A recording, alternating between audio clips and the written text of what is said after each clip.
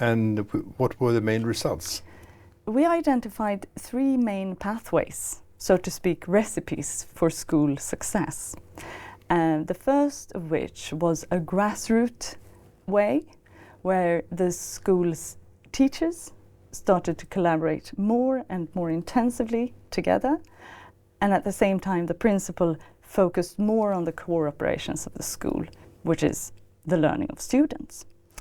And then we found another way, which we call the top-down approach, where the organizer of education, usually a municipality or a large school company, they can intensify the systematic quality work in combination with the principal, again focusing on the results of students.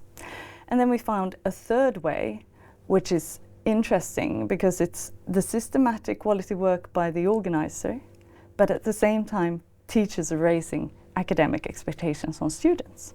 And we also found that these recipes work differently in different contexts and under certain conditions. So we saw that the grassroots way was more effective in schools in disadvantaged areas. We interpret this as the teachers and the principals sort of joining forces to counter a problem that is urgent, that is seen as urgent by local society, maybe media, there is pressure from parents, etc.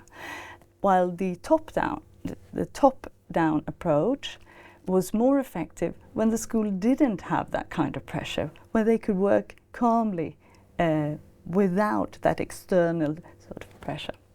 And then the third way we found more effective outside of urban areas. And we interpret that as the motivation, raising expectations on students in the countryside is of crucial importance.